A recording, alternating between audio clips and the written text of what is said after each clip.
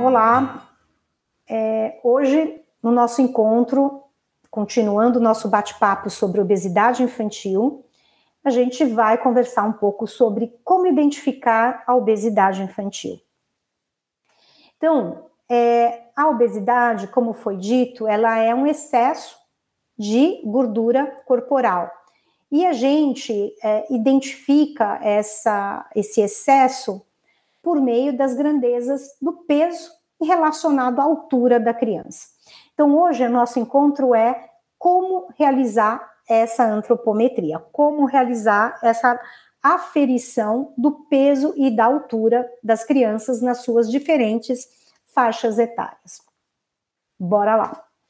Até os 2 anos, a criança ela tem uma forma de verificar tanto o peso como a estatura, o comprimento, que precisa ser respeitada, que é a balança pediátrica. Essa é uma balança que conta com uma capacidade de até 15 quilos, e tem um suporte acrílico onde a criança fica sentada, de forma que ela se sinta segura e que ela não... e que ela fique no centro desta balança. É importante entender que a balança precisa de suporte, um suporte que deixe ela numa posição reta, então é importante ver nível aqui, né, que ela não fique inclinada nessa mesa, e que ela seja tarada, que ela seja regulada a cada pesagem, de forma que a gente não tenha aí erros de medição. Outra coisa importante é que a criança não leve objetos para a balança e que as pernas estejam dentro da balança, que não estejam fora da balança.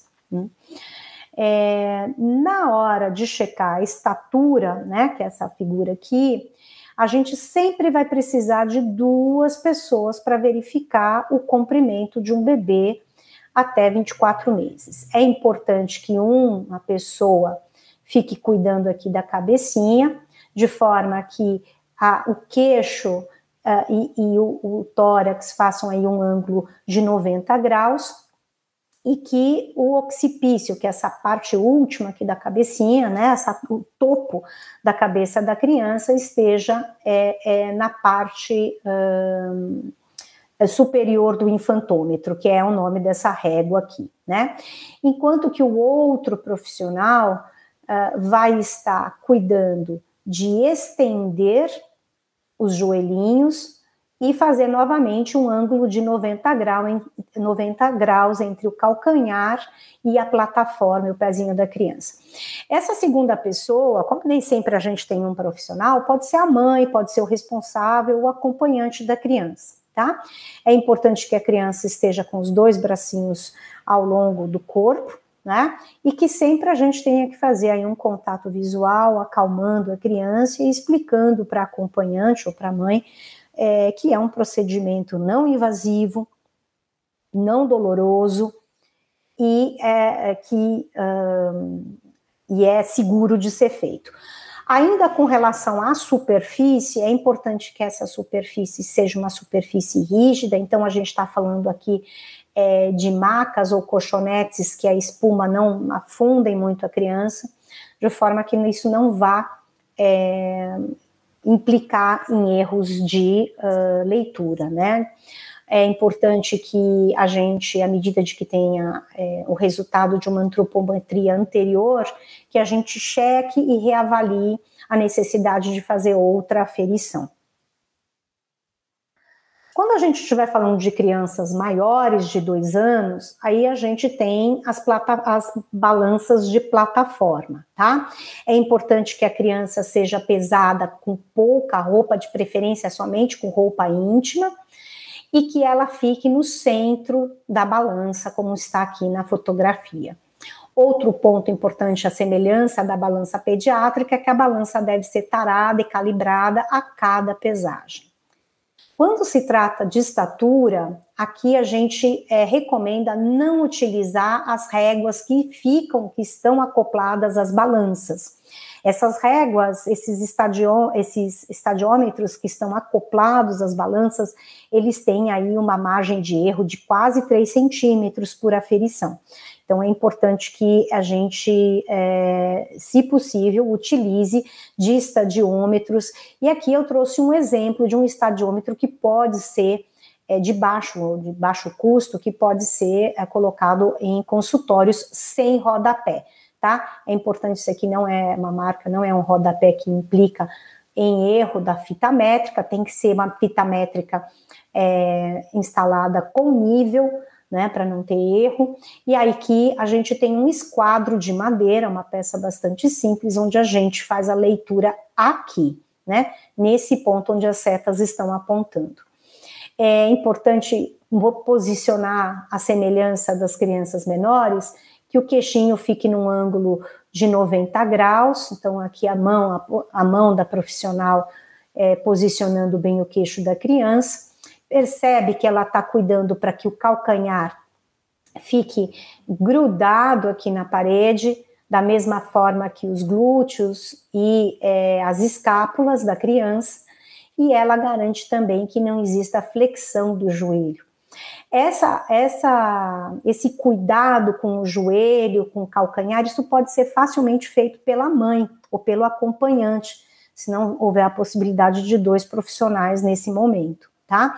E aí o profissional fica com a responsabilidade de fazer aqui a checagem da medida em centímetros dessa criança. De novo, recomenda-se então que se faça 2 ou mais medidas e se faça a média dessas medidas.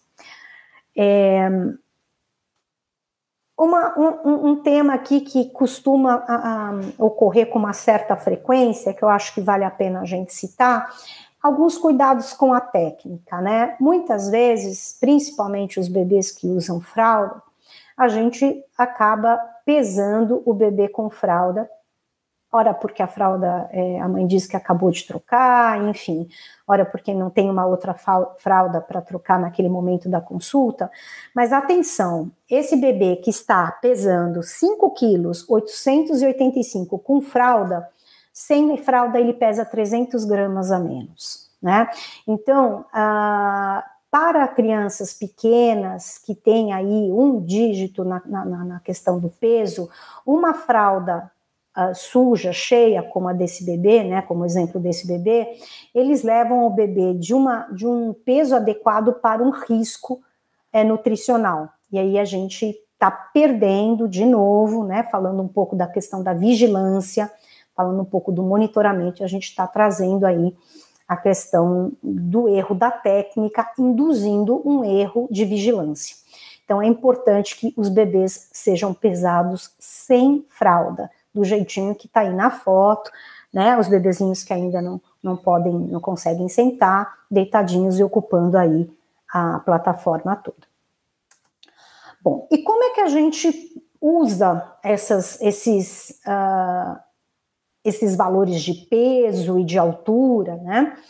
Primeira coisa importante é dizer que na criança a gente nunca utiliza um índice antropométrico de forma isolada.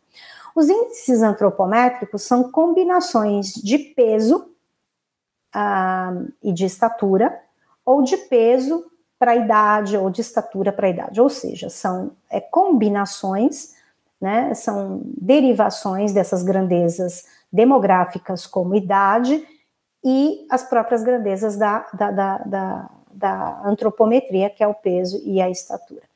E aí a gente utiliza 4 indicadores na primeira infância, que é o peso para idade, que é a relação de qual é o peso esperado para aquela idade e sexo, qual é a estatura para aquela idade e sexo, e o peso para aquela estatura naquele sexo, né, menino ou menina, ou o índice de massa corporal, que é uma relação de peso sobre estatura ao quadrado para aquela idade. Então, na primeira infância a gente utiliza esses 4 índices, Para o escolar, a gente utiliza o peso para a idade, a estatura para a idade e o IMC para a idade. E para o adolescente, a gente usa a estatura para a idade e o IMC para a idade. Então, é muito importante que a gente nunca utilize um único índice antropométrico para fazer o diagnóstico nutricional das crianças. Bom, nessa videoaula, a gente conversou sobre como fazer o diagnóstico, ou seja, a antropometria como esse recurso barato, não invasivo e de baixíssimo custo, como uma possibilidade de fazer o diagnóstico dessas crianças, e como é importante a gente combinar mais de um índice antropométrico para fazer este diagnóstico. Tá ok? Então, é isso aí, a gente se vê no próximo encontro. Até lá!